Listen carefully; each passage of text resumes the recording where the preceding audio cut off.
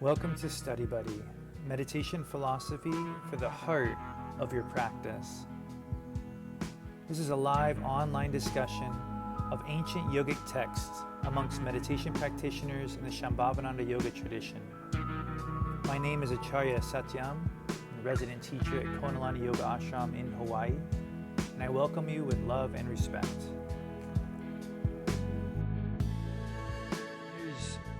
This sutra has been one of the most, how can I put it? It has infiltrated my practice like no other sutra. Perhaps because it has to do with talking. So we're going to explore that realm of conscious conversation very deeply in the sutra and get some approaches to making our conversations more conscious, more nourishing. And I think this is a very timely sutra because the holidays are upon us and you're going to be conversing and maybe even possibly seeing individuals you haven't seen in a while.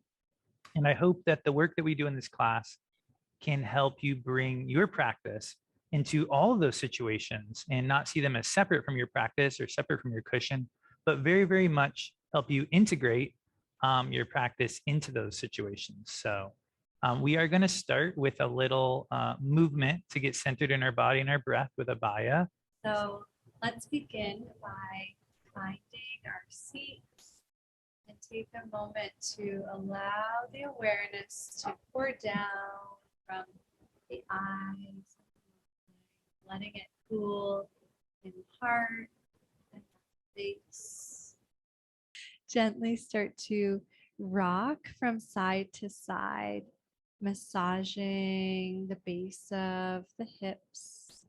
Notice the shifting of the weight, and maybe you can even feel the sits bones, the foundation of your seat being weighted and unweighted. Come back to center and do the same thing forward and back. And these movements can be really tiny. You don't want any strain in the hips. Maybe it's just a couple of degrees forward, a couple of degrees back. And notice how the forward and back actually tips your pelvis forward and affects the spine, and the opposite way as well.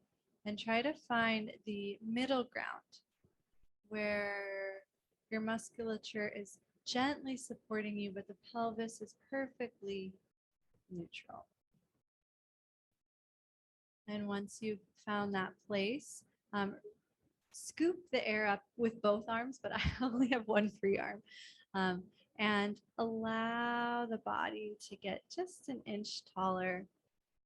Start to circle the arms overhead, rotating on the sits bones, almost like a funnel shape with the smallest point at the bottom. Let yourself be nice and relaxed, just exploring the weight shifting circularly around the pelvis and how that travels up the spine. And then you can go the opposite direction. If the arms ever get tired, totally fine to float them down and rest them in the lap. Come to center, let your next inhale naturally arrive. And as you exhale, gently twist to the right and float the arms down. Next, inhale, float back up to that big funnel shape. Same thing on the other side. As your exhale leaves the body, twist at your own pace to the other side. And just do one more on your own to each side.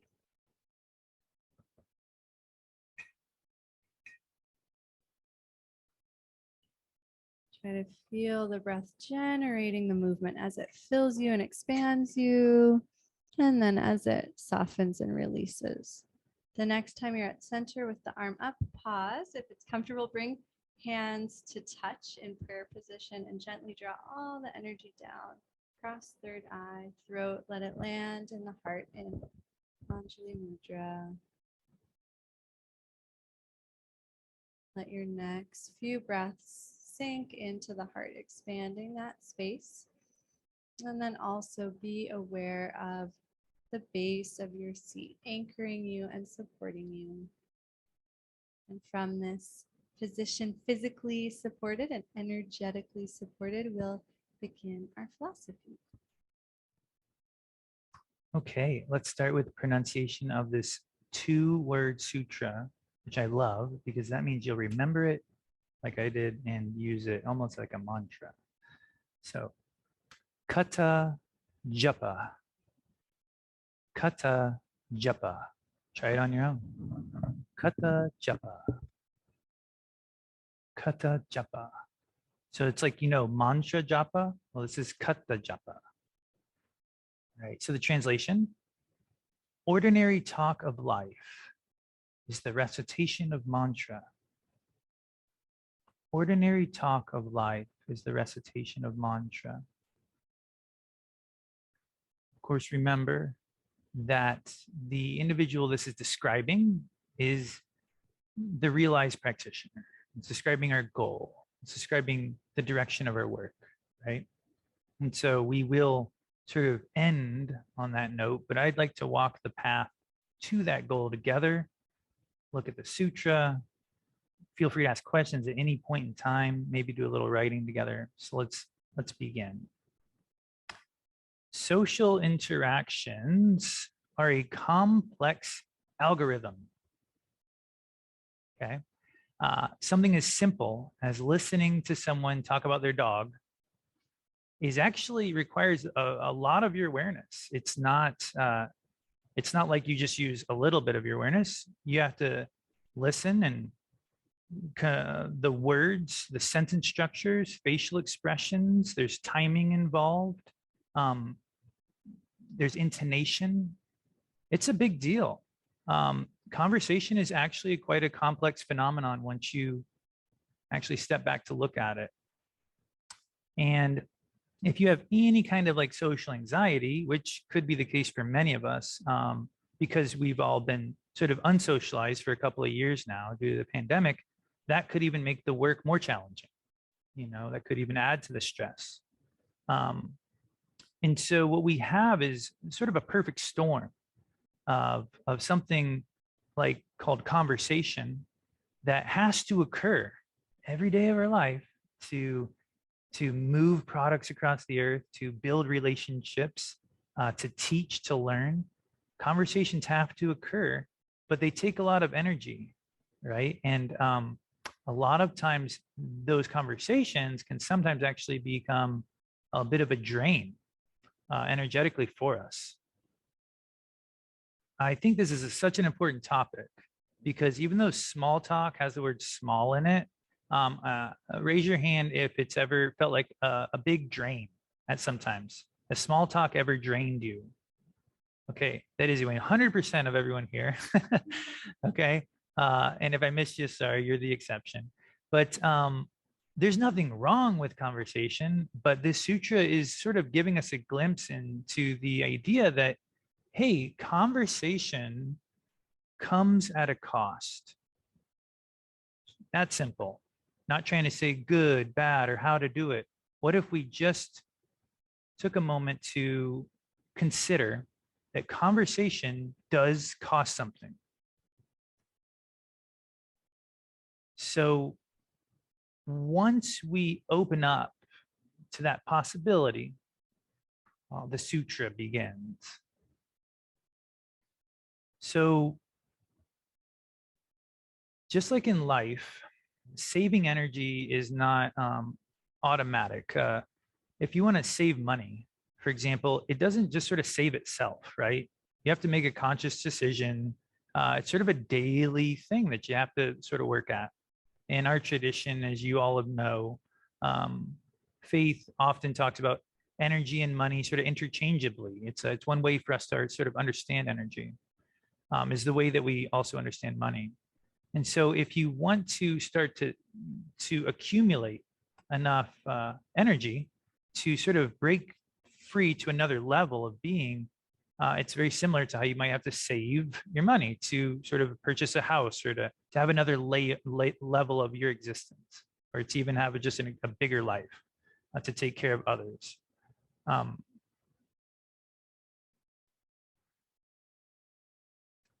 so if we're spending our energy a lot in little ways all day, it sort of gets hard to accumulate, to build that reservoir. And that is what I feel like is the first layer of the teaching of the sutra. Just trying to clue us in that, hey, there's an opening here for growth, or there's an opening here for sort of a little bit of a drain, like a hole in your bucket. Now, I found it very funny that the very last sentence of the sutra ended up becoming my doorway into the sutra. I had the toughest time doing this. Maybe some of you are more advanced at this. Maybe this will come easily. I found this conversational inner awareness, which I'm basically just calling kata japa. I found it to be very difficult. It was almost like a spell was cast over me in these settings. I would be like, I really want to have my tension in my heart today at lunch. And then lunch is over and I'm like, did I do it? What happened? Where did I go? I really want to have my attention in my heart today when I teach anatomy for the yoga training. Did I do it? Did it happen? It was like that kind of feeling. I was like, whoa, what is going on with this? And I realized that I need to build some momentum going to these situations, because like the last sentence of the sutra tells us, this practice is very easy for those who are aware and very difficult for those who are not. So if your mind's distracted and then you go into a setting, like even just like a meal, it sort of stays distracted. But if your mind's sort of centered and a little calm, and you add something to that situation, you can start to transfer that centeredness to the new situation. You don't get thrown off as much.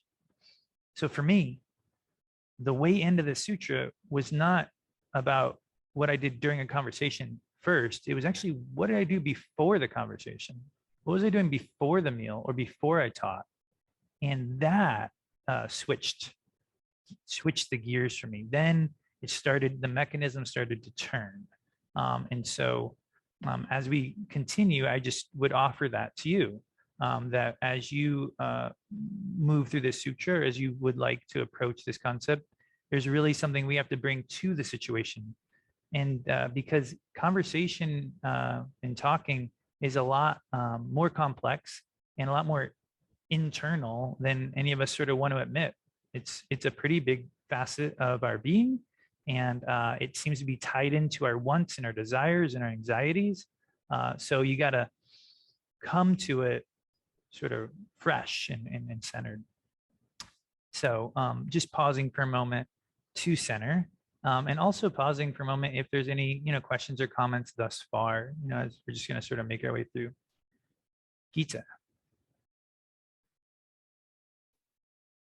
One of the ways that I have really aware of where I waste energy that way is an ongoing narrative in my mind. If I'm not careful, I have lots of mind chatter. This is nice, that's not so nice, blah, blah, blah. So it's not just when you're conversing with others, but how much time do we spend conversing with ourselves? Thank you so much for bringing that to the setting. Absolutely. There's an inner dialogue as well as an outer. Thank you, Gita. Because a lot of us might be like, oh, I'm a quiet person, so I don't think the sutra's for me. But as Gita points out, that dialogue could be happening just as abundantly inside. Sure. So I know this is about, the sutras talks about talking, but if we take it, or I was taking it a little bit different as to communication. And I have found, because I used to work with adjudicated youth. And when I would listen, not just with my ears, but by being present, like with my heart and my gut, it would be very different kind of conversation than when I was up in my head. It would come out. It was like, so like Ida was just saying, my thoughts were roaming. Instead of my thoughts, I was just listening deeply to whatever was going on. Mhm. And that to me was part of, I mean, and what would come out of me was much more on target than if I was Mhm. in my head. Does that sort of make sense?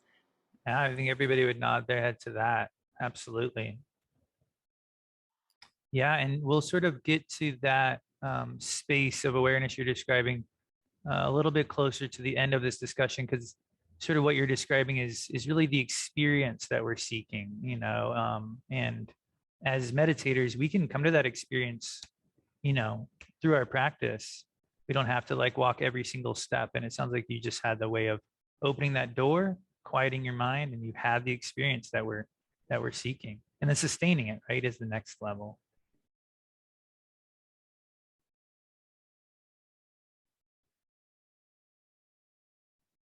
Yeah, I think I just want to add, if I'm in my head when I'm talking to somebody and I'm making assumptions and a story, it doesn't feel very good. If I can take that breath in, yeah, and have a deeper listening, a deeper communication, that feels really good. That feels Absolutely. really good. Yeah, and that's really the point of this work. It's not to like be like, don't talk this way, talk about this. It's more like we should feel nourished at every point of our day. If you're feeling drained, there's a Rudy quote about this. He's like, if you're feeling drained, look at the situation. There's something in it that's draining you. It's not just happening mysteriously. And so it's like, yeah, look at where your energy is when you're talking, or just any kind of setting that's sort of, pulling, and really start working with it. And I think we're going to get some tools here, as we progress through the sutra about how to do that. Once you open the door, oh, Dharma, sure. Well, I was just thinking of that I know it was a Gandhi quote, but it may have come from another source that he took it from, but it was like our beliefs become our actions, that become our thoughts, that become our values. It was sort of like, um, starting inside and sort of moving outward. And if those words and those conversations are reflections of beliefs, and the belief is one of separateness and one of ego identification, then the words and the conversations can reinforce that feeling of separateness. Mhm. Yeah, it's like, is your energy going and down the tattvas, or up the tattvas? Are you ascending as you talk, or are you descending, trying to get even more specific and even more right? And that goes back to Anandama's feeling of just like, this listening helped her ascend. If I like to add to what Dharma said, because I really like this topic, but it seems to me language in itself is dualistic, that we can't express that inner state with language. And on some level, language, I don't know how else to say it, creates a dualism rather than a unity, unless we're speaking from a place deep inside. But even then, you can misinterpret something or misspeak. I don't know, I'm just throwing it out there. Okay. Heard. It's a good point. I think our work here is to find our way through it in a real way, because eventually, as the sutra states, and where we'll conclude, um, the realized practitioner, their everyday conversation literally has the energy of a mantra. And so it's absolutely possible. It's absolutely possible to do it. And so once you're able to, first we said, first you have to consider, and this is a big consideration, especially if you're new to the practice, that there is a cost for conversation. Okay, there's an energetic cost. Doesn't mean it's good or bad. And then second, that it takes a little bit of prep, leading up to these interactions to actually open the door. Otherwise, they seem to just suck you right in and push you right out before you even know what's going on. So once you're able to consider this teaching and then prepare for it, once you enter the space of dialogue and interaction in whatever form it might be, you start to feel intuitively an inner energetic play that's occurring, an ebb and a flow. And you can feel when you're being, pulled off center. And a lot of times, to be perfectly honest, the social setting tends to dictate. And we sort of sometimes just be like, you know what, I'm going to look pretty awkward if I start speaking slower or start breathing more. And sometimes we just sort of say, oh, well, or other times though, we reach and we close the mouth and we breathe a little bit more through our nose. We bend our knees, we feel our feet. We soften our forehead and the thinking mind. We allow ourselves to feel the whole space around us. And these are the ways that we start to find our center amidst the rushing river. As Babaji says in his book, this is sometimes there's a learning curve. Let's see. Hey, Patricia, would you like to read this quote for us real quick? Are you in a position to unmute? You gotta, just unmute and give it a shot. At first, your coworkers may wonder what you are doing, but eventually you will be able to turn inward on the run. In my day-to-day life, I deal with a number of people, some of whom are difficult, negative people. I do not approach these people unconsciously or ill-prepared because I know that the minute I do, they will throw me a zinger. Keeping our energy inside gradually allows us to become more and more balanced. Over time, keeping our energy inside becomes our natural state rather than something we have to reach for. Thank you so much, Patricia. And just take a moment, everyone, to sit with that or to reread that.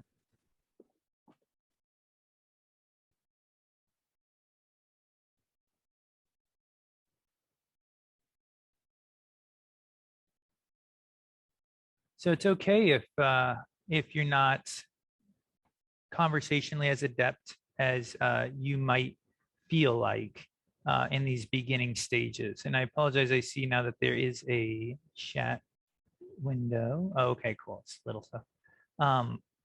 Cool. And you have to expect that.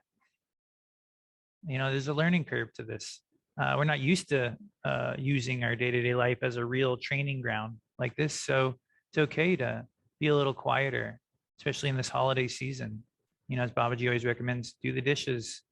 You can talk a lot slower when you're doing dishes and it doesn't feel funny. You can just talk a lot simpler, things like that. Because what we find is that, like Babaji says, if we don't do it, we tend to get thrown off center pretty quick. And something that I think is important for us to recognize is that this isn't a new practice. This is just a reframing of our practice. It's a new tool to do what we already do. And in the sutra, it specifically talks about how this kata japa kind of aspect is the same as mantra japa. It just has a different sort of vehicle. Let's see, Uma, how's it going? Can you read this one for us? Establishing the state of awareness in the state of God consciousness repeatedly without break or pause is real recitation of mantra. This is the kind of subtle japa that the yogi should perform. Thanks.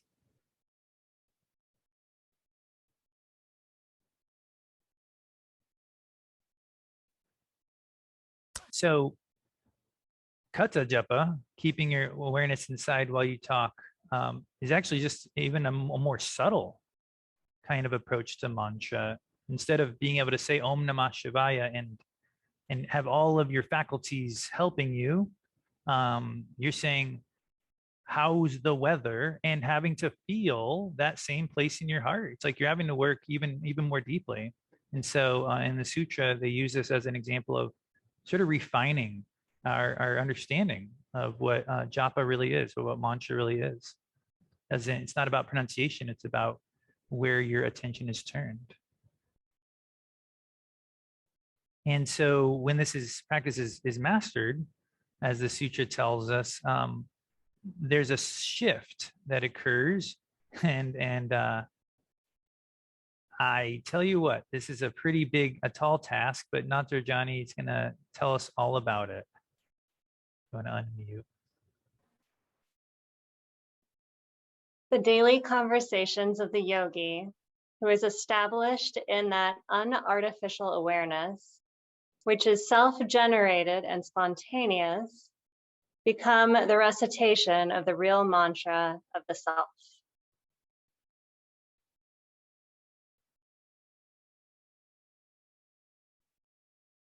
Wow. I mean, imagine if the words of a conversation for you could have the same effect as japa, as just doing mantra. I mean, that is a powerful, conclusion to our work. But essentially, we get to see this in action.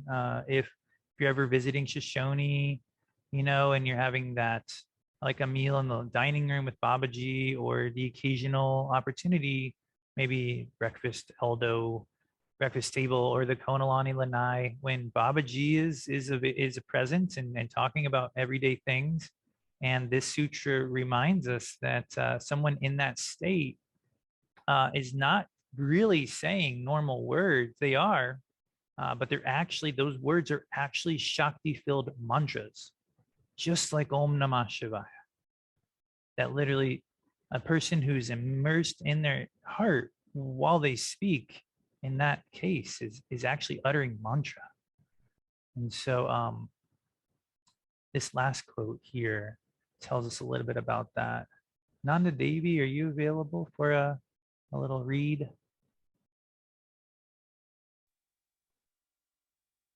The enlightened practitioner recites mantra when they laugh with you, when they excuse me, embrace you and talk to you. I guess I'm losing my voice. Maybe better call on somebody else. Sorry. Okay. When they go with you to the theater, all of this is for them the real recitation of mantra. So we're very lucky in our tradition. Swami Rujananda and Babaji have told us about this teaching, as is the case with so many sutras. I'm always like, wow, this has already been integrated into my practice. So grateful to have such a living tradition. But nonetheless, that eventually can be our goal as well. But the path to it is a very personal one.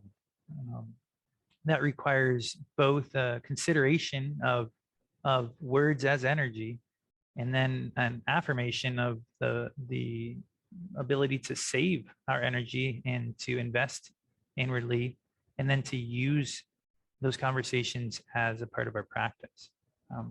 So with that, if there's any questions, that's awesome. And if there's not, we're going to do a little pre-write, and then we'll do comments and questions after that.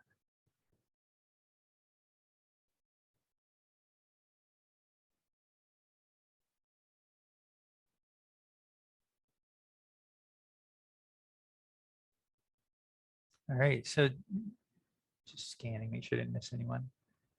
Take a moment to just sit in a quiet space. Look, we're in a social setting right now. Hey, look at that. We're in a social setting right now. You might not be in a room with anyone, but when I stop talking, where does your energy go? Zoom your vision out to the edges of the room that you're in. Notice that you can be detached while you listen. Notice that you can be in the room in a detached way.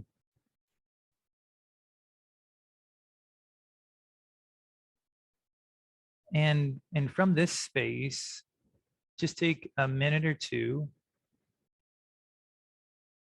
to write about your relationship with talking, with conversation in a very easy way. But just like when you're talking, can you keep your vision wide while you write?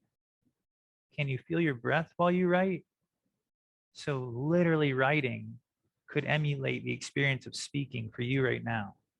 And so take a couple minutes and quote unquote, talk to yourself consciously.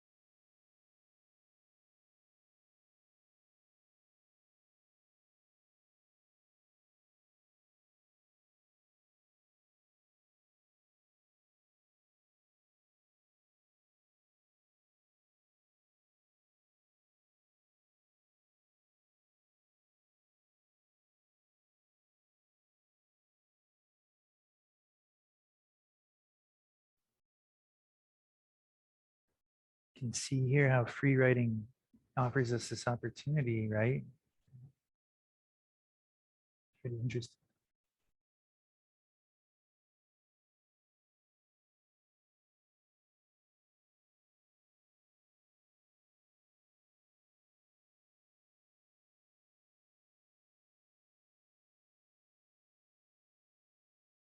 Notice if you feel the need to pause your writing and breathe.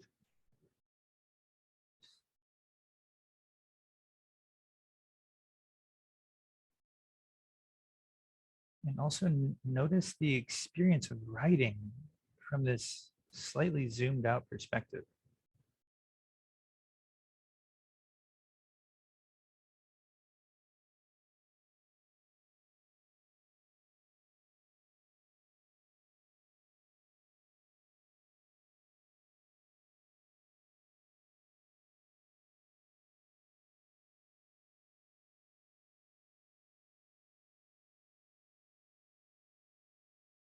All right, just maybe finishing your thought.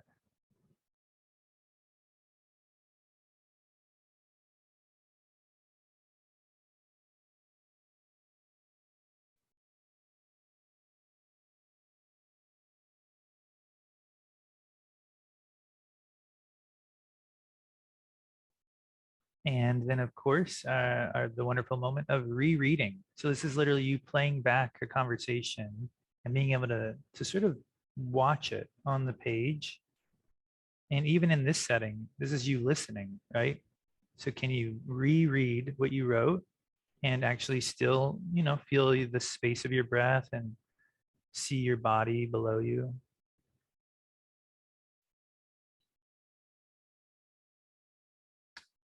There's a keyword in there or a special phrase, underline it.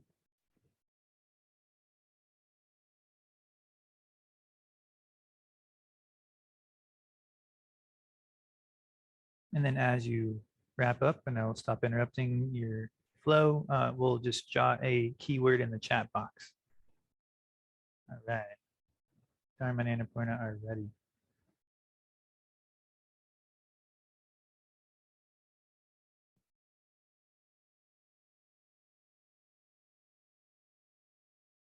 Yeah, sure. Go ahead. Just call out your words here and I'll write them.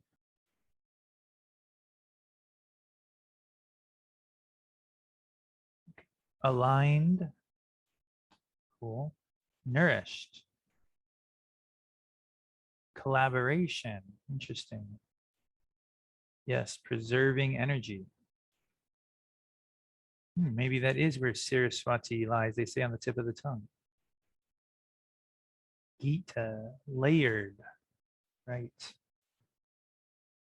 River. Layers of mind. We have a double layer. Listen. Nice.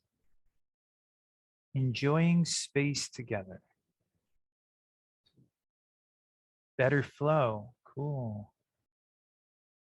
Witness, listen, and observe. Yes. Would anyone here like to call out a word?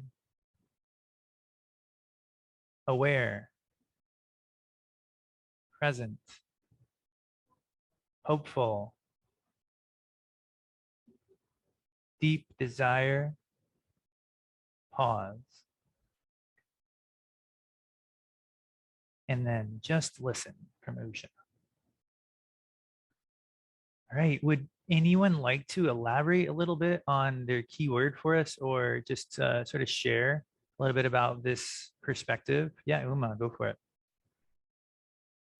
I wrote about like creating karma and like kind of a question of if you're always speaking from your heart, like as its mantra, then maybe you're not creating karma. You know what I mean? Like, Absolutely. Yeah, can't you feel it sometimes when you're talking and you know you're just sort of talking and it's not maybe even making sense, and you can feel yourself creating karma. You can just feel yourself creating complexity in a way. And how hard it is to stop that train. It's a real part of our practice. Good point.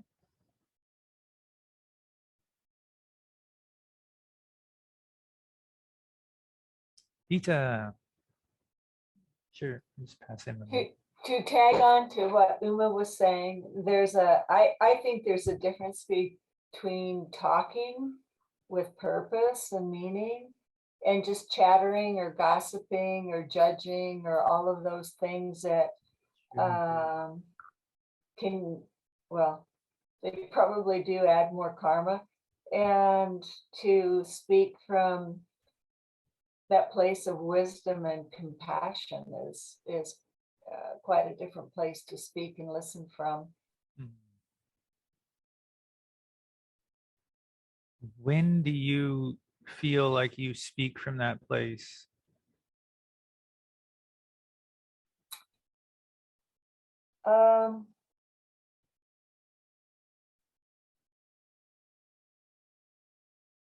When I know that it is important that I not offend people, and that what I have to say is serious, or when I'm just with really good friends and it's just easy to speak from that place. Interesting. That's really helpful.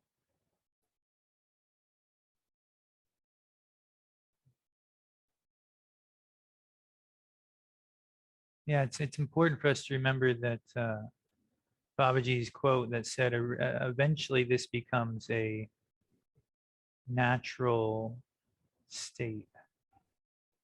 It says, over time, keeping your energy inside becomes our natural state rather than something we have to reach for.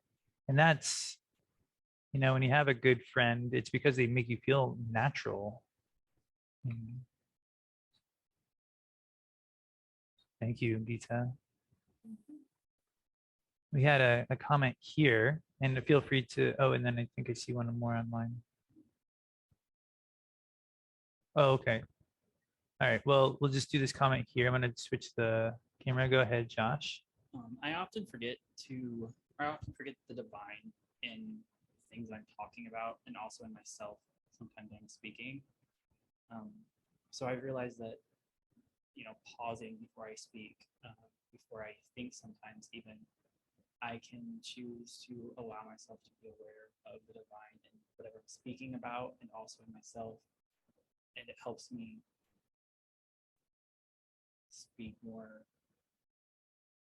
clearly and more appropriately on whatever I'm speaking about. And so whenever I'm able to pause and feel the divine in myself and feel Shiva around me and the dance that he does, whatever it is I'm speaking about, I feel I can feel the mantra and I can feel the divine coming through things I'm speaking about, and also from myself. Thanks, Josh. Yeah, I think that experience that you're describing is really important. Like just the feeling. It's not. It doesn't have to be like a conscious. It's never really a conscious thought. It's like a feeling of something that you are surrounded by or infused with. That allows. That's that detachment. That I believe the sutra is pointing us towards, and that I've experienced in practicing or attempting to practice the sutra, is very similar to how you described it. Thank you for sharing that.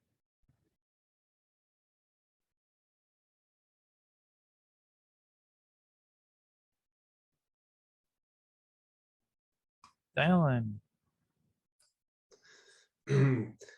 I was kind of thinking as I was writing, there's a lot of different kinds of conversations. And sometimes it's like you're more anxious in a situation, or sometimes it's flowing more freely. But I was just thinking about like it's sort of a different way of approaching practice with it.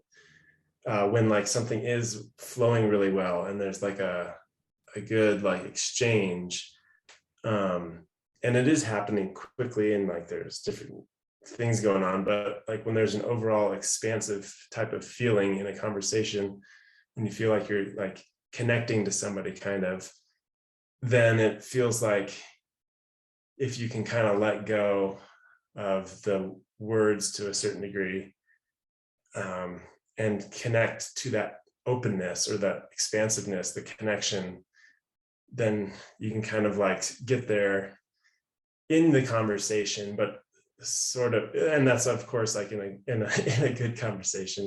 It doesn't always work in other, but that's one way that I sometimes find myself in that expansive state, is just like a good conversation that I'm enjoying, and I'm just like going to the source of that enjoyment a little bit.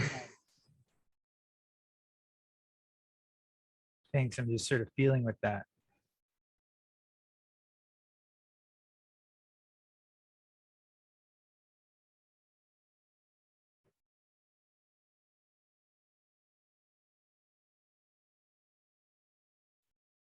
Yeah, absolutely. It's almost like when we're with Babaji, we're trying to connect to that place, while we talk. But it's funny, we just reserve that work for when we're with Baba, on the special occasion. It's like, well, why wouldn't we just work like that? Why wouldn't we just work like that? And I always feel like that there's always that offering of gratitude, sort of like offering it up. It feels like the way that we surrender when things are going well is through gratitude. It's through going to the source, and when a conversation feels a little mundane, it almost feels like we have to constantly let go of the attachment. So it almost feels like that's that really wonderful half of the equation. Like I hope we have conversations where we can do that coming up here this holiday season. I hope we all have. It's going so well that all we have to just find the source. I hope we do. I see Dharma's hand, and I apologize if I missed anyone else's. Please just unmute after him. I'm just thinking of like bodhicitta as a preparation for practice. And if the conversation is the practice, then we can take those 4 immeasurables with us, sort of starting from there.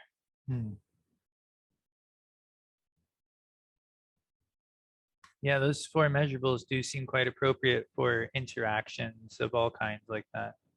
Compassion, love, joy, equanimity. Yeah, it seems like the perfect building blocks for like that space. Marcella.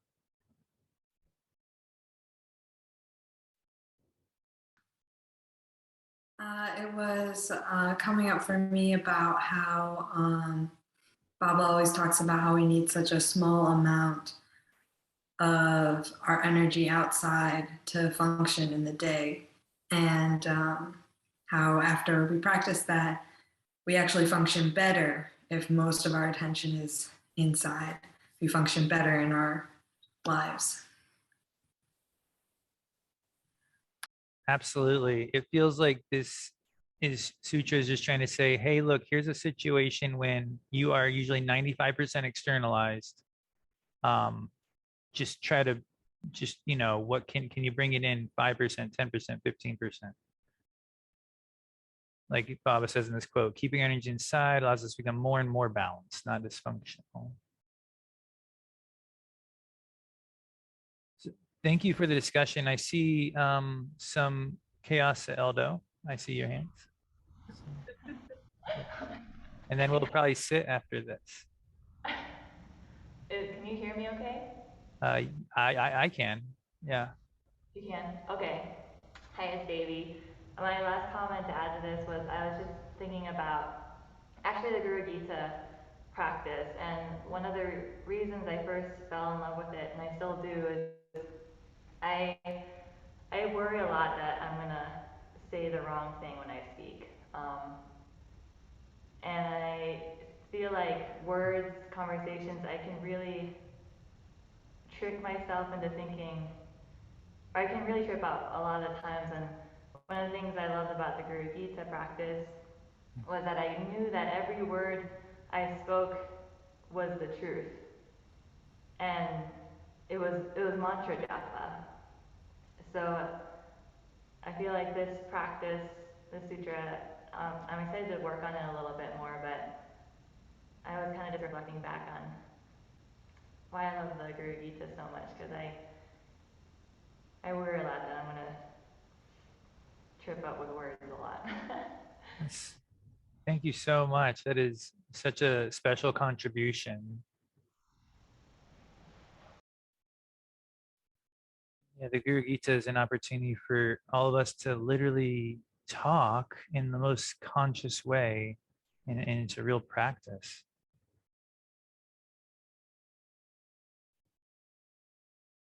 Yeah, you can almost visualize it in a way, like just doing the first few stanzas that we all know by heart, if you practice it regularly, how you really are just talking. And it's almost like it's how you might talk in astral and the celestial realm. It feels like that's how talking would sound. It sound like the Guru Gita.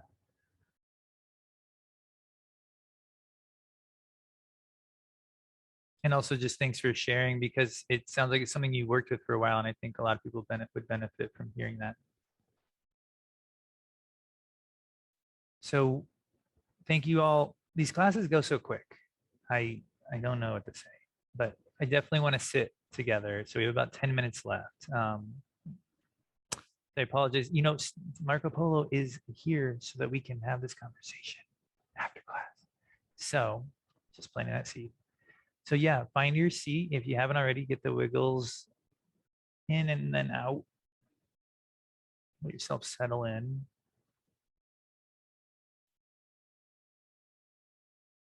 And smooth the breath flow.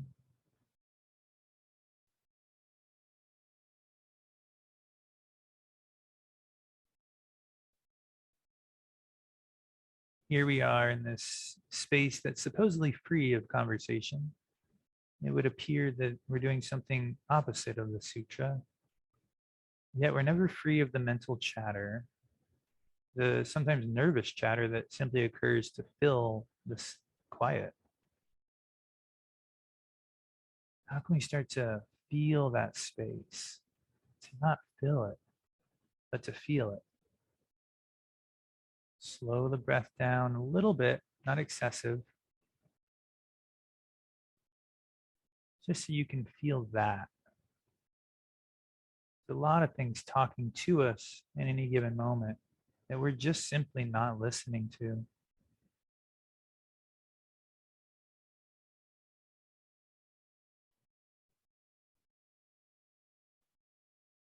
The feeling of the breath in the nostrils, the sinuses, the pulse of the breath in the chest and maybe the ribs or belly.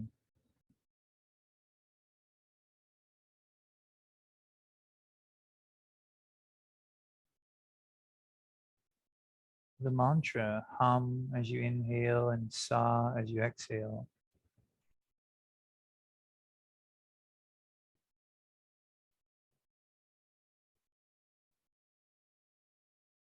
words that literally only mean I am divine. The uttering of these words just draws you closer in.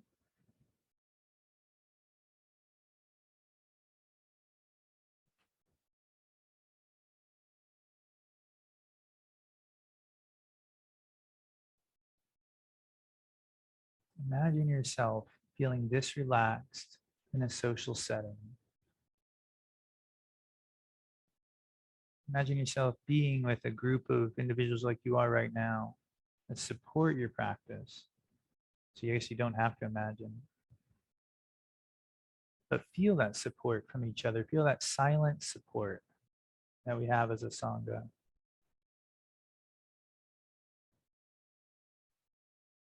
We don't need to talk to feel our connection.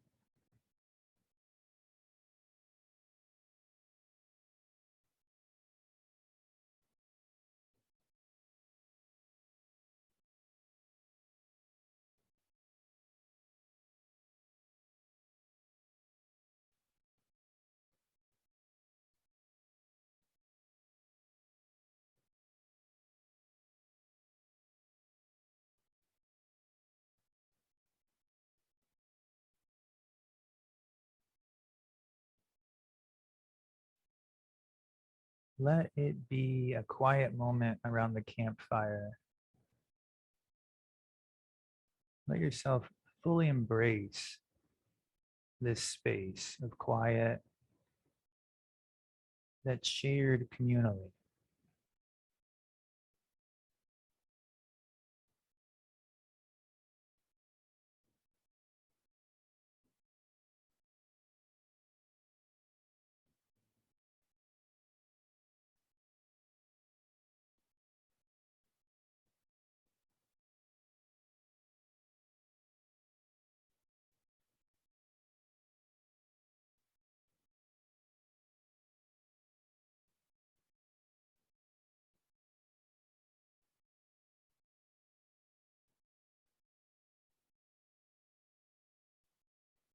Let your attention reside in the heart naturally.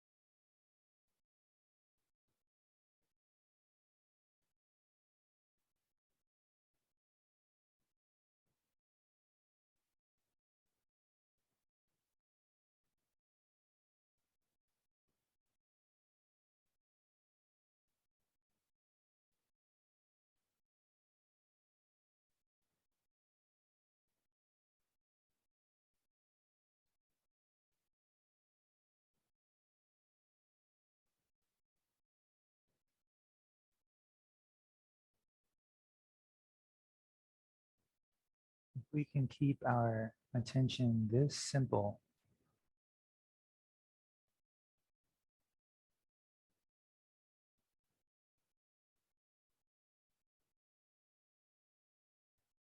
anything we say or do will reflect this inner awareness.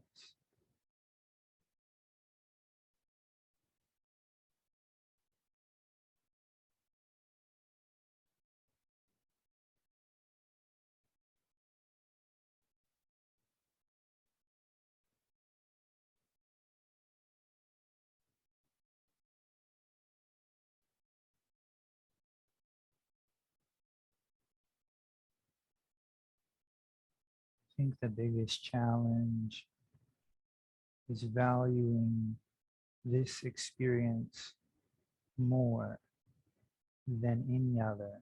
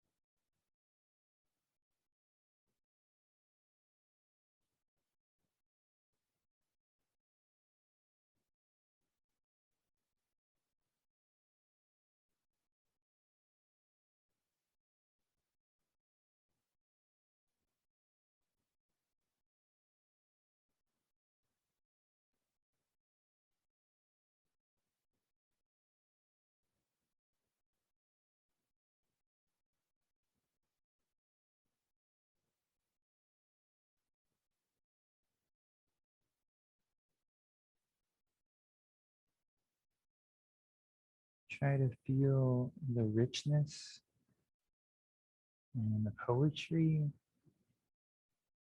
and the composition that's naturally occurring in its own subtle way.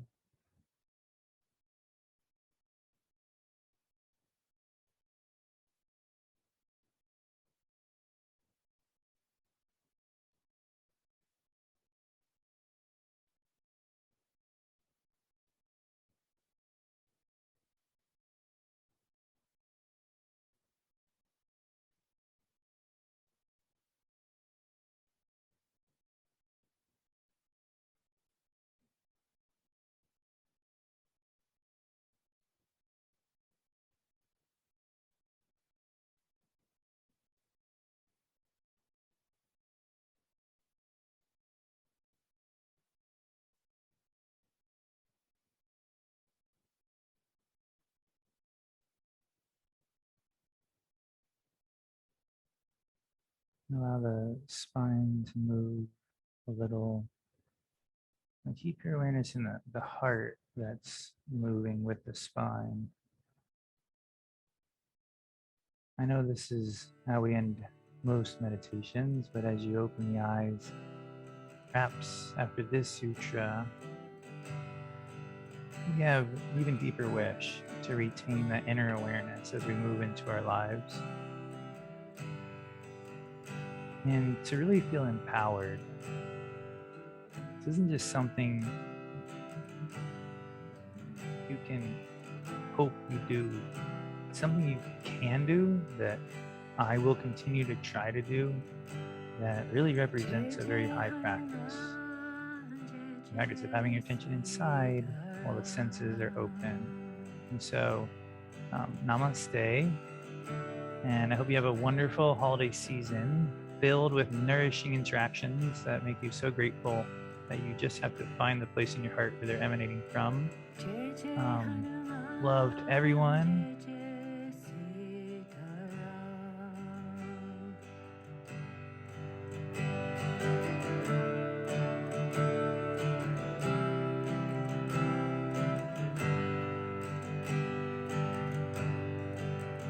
Jai Jai Shri Ram Sitaram, Jai Jai Shri Ram Sitaram.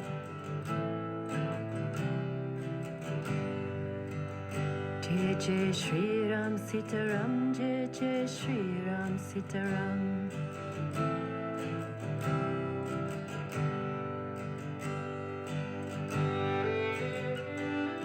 Jai Jai